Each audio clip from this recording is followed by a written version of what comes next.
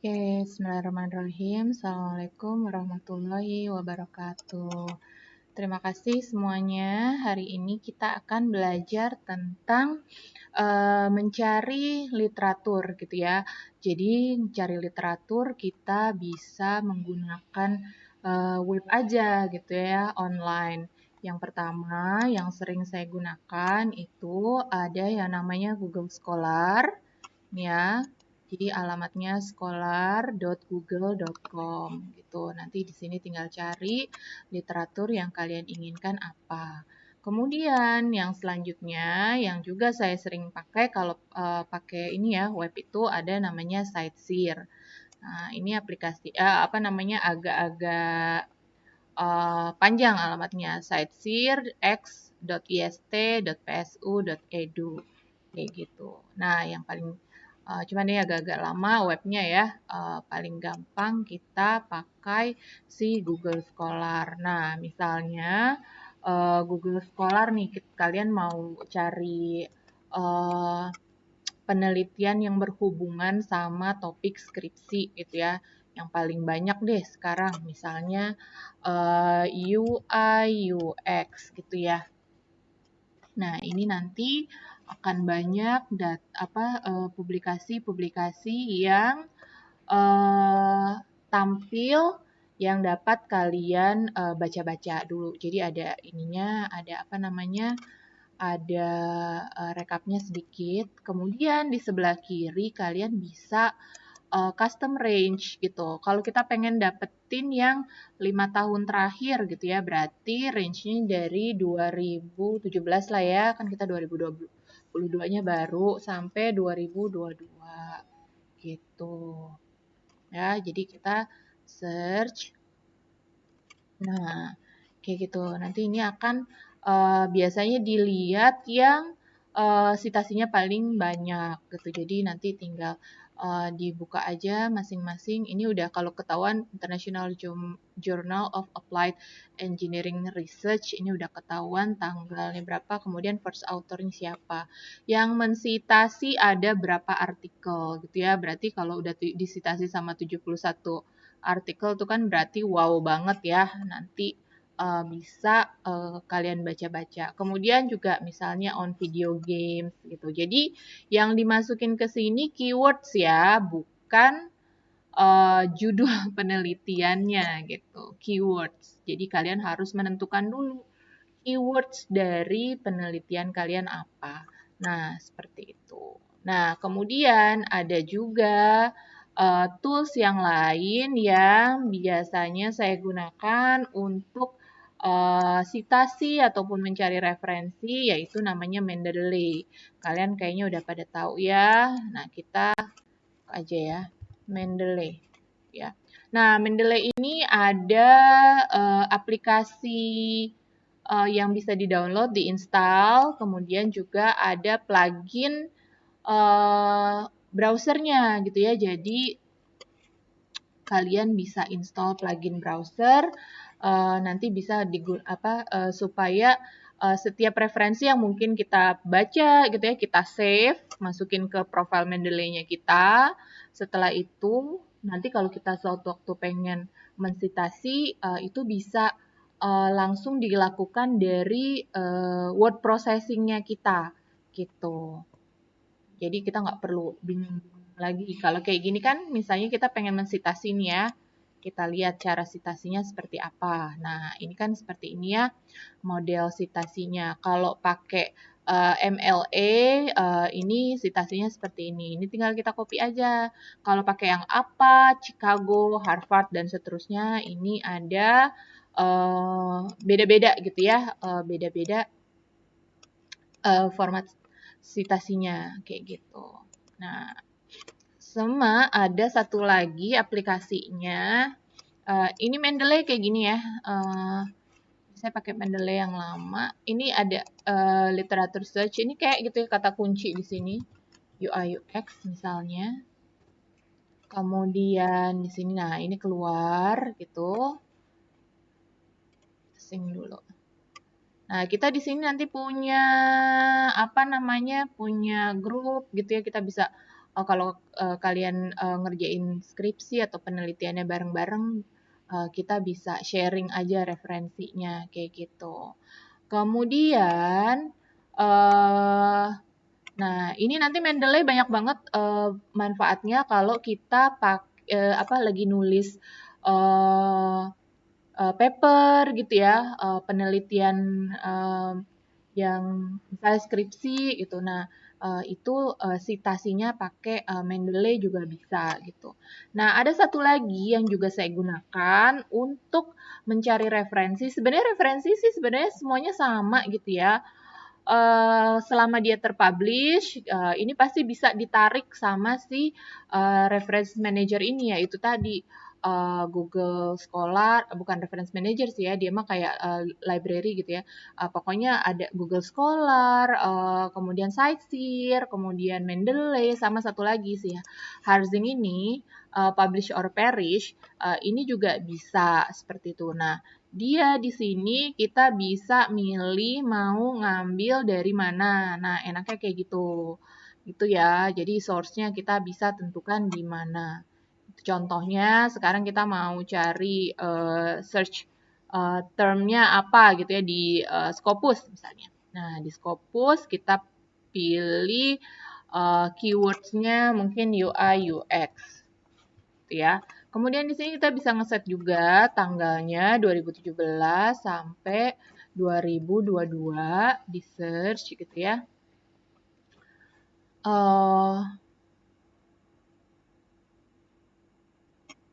Nanti aja deh ya kalau gitu ya. Saya belum konekin. Kita pakai yang ini aja deh. Pakai yang si Google Scholar aja. Atau kita bikin lagi deh. Jadi ini enaknya kayak gitu. Kita pencarian-pencarian yang sebelumnya tuh bisa tersave. Kayak misalnya kita pakai Google Scholar aja ya. Misalnya tadi ya. UI, UX gitu dari 2017 sampai 2022. Ini baru diinstal lagi soalnya jadi hilang semua. Nah, kayak gini.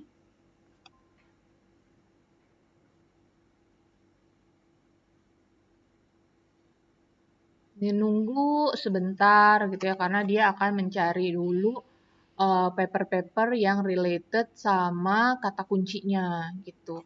Atau misalnya kita pengen nyari paper yang udah ada judulnya lah, udah tahu. Nah, kita tinggal masukin aja ke title words. Atau misalnya kita udah tahu ISSN, kemudian nama jurnal atau nama autorsnya. Nah, itu tinggal dimasukin aja ke text area yang tersedia gitu ya.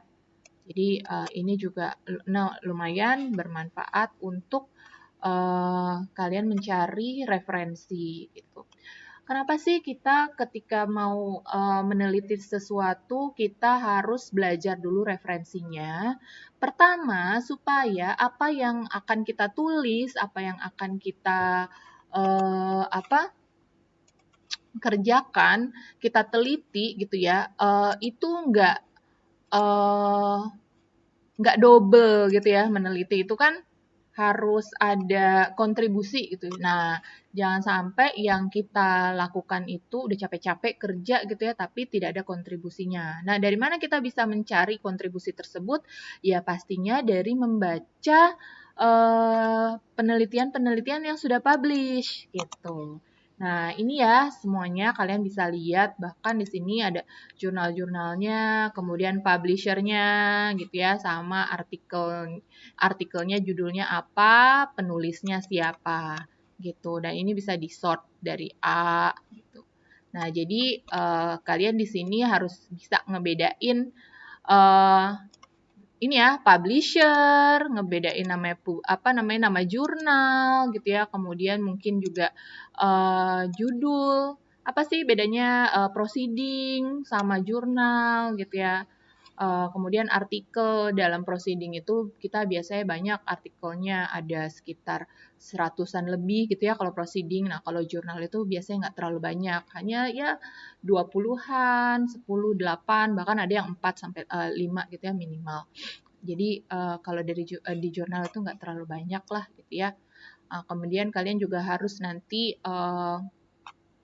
melihat yang namanya impact factor gitu. Impact factor dari sebuah jurnal gitu. Kemudian juga ada yang namanya kuartil dari jurnal-jurnal yang bereputasi. Nah, itu bisa lain kali ya kita pelajari. Nah, sekarang kita belajarnya tentang bagaimana mencari ini dulu literatur. Nah, misalnya kalau dari sini Harzing Publish and or Perish ini kalian sudah nemu nih ya, mau baca yang mana ya.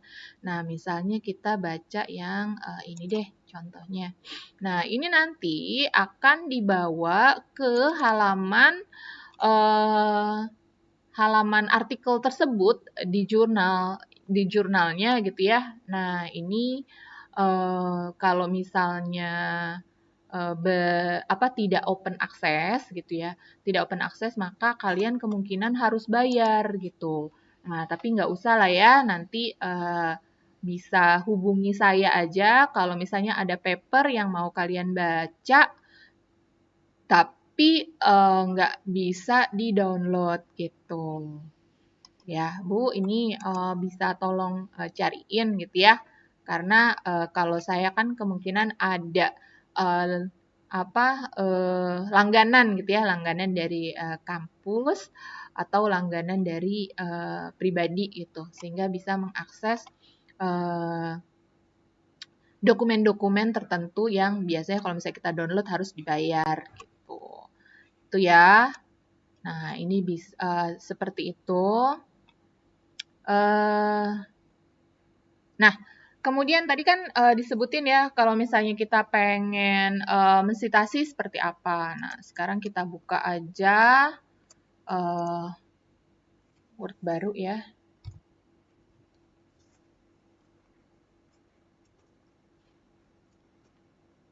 Nah, ini salah satu memanfaatkan yang inilah ya yang paling gampang. Kalau semuanya ada publikasi, saya biasanya masukinnya ke Mendeley karena Mendeley kan ada plugin di Word, ada plugin di browsernya juga. Jadi kalau misalnya saya nyari-nyari pakai si Harzing Publish and Perish, tadi kan misalnya masuknya ke sini gitu. Nah, misalnya ini ya, qualitative study of smartwatch usage and its usability misalnya gitu. Nah, ini saya save di Mendeley dengan menggunakan pluginnya di sini gitu. Di save Mendeley-nya, aduh ini mesti sign in. Jadi kemarin habis log out semuanya, jadi ya kita sign in dulu.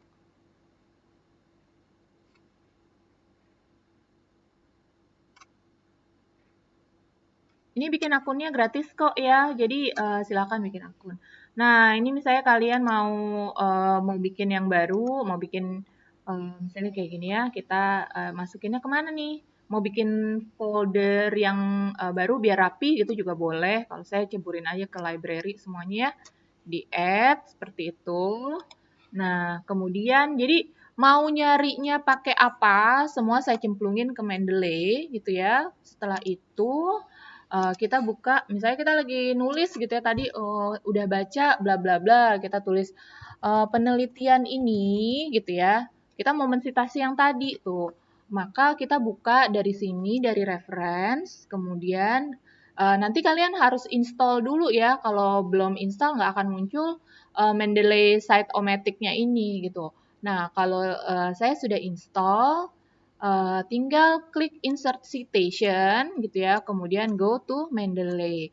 Nah, ini kan tadi baru di add, jadi kita harus sync dulu gitu. Itu ya. Nanti kalau sudah sync, nah ini kan ada 0% retrieving groups gitu. Nah, atau kita bisa ngintip aja, jangan-jangan udah ada nih, ada di recently add, atau tadi kita masukin ke nah ini ya udah ada gini kan udah muncul ya tuh kualitatif study.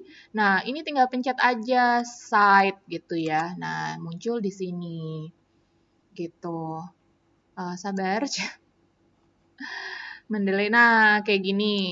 Ini mau pakai formatnya apa? Formatnya biasanya kan kita pakai IEEE ya. Jadi pakai kalau misalnya IEEE, jadi akan bentuk angka seperti ini. Kemudian masukin daftar pustakanya gimana? Masukin daftar pustakanya misalnya kita ketik ini ya, daftar pustaka gitu. Nah, daftar pustaka, insert bibliografi. Nah, gini. Nanti setiap kali kita menambah sesuatu, ini otomatis daftar pustakanya akan terupdate. Kayak gini misalnya contohnya, insert citation. Yang lain aja ya, misalnya kayak gini. Cite. Nah, gitu. Jadi kita nggak perlu lagi keder. Oh, yang tadi saya masukin nomor 2, mesti diganti lagi angkanya di belakang gitu ya. Jadi kita memanfaatkan teknologi untuk mengelola dokumen. Jadi kesalahan dalam penulisan itu juga minim, kemudian kesalahan dalam mensitasi juga minim. Dan kalau misalnya kita nanti misalnya kita mau ganti template nih, ternyata citasinya pakai model yang lain, misalnya model yang American Political Science Association, misalnya contohnya gitu ya, atau misalnya American Psychological Association yang apa. Nah, kayak gini tinggal diganti aja, nanti dia akan ganti sendiri gitu. Jadi nggak perlu repot lagi sama yang namanya citasi gitu ya. Nah, sampai sini mudah-mudahan membantu kalian untuk pertama mencari literatur, kemudian kalau misalnya sudah bisa langsung digunakan untuk membangun bab satunya yang mau ditulis gitu ya. Sekarang kan udah bentar lagi mau proposal, jadi bisa digunakan tools-tools ini untuk membangun bab satu kalian yang isinya latar belakang, kemudian kajian-kajian yang sudah ada yang mendukung latar belakang penulisan skripsi kalian gitu. Nah, sekian dari saya. Terima kasih. Assalamualaikum warahmatullahi wabarakatuh.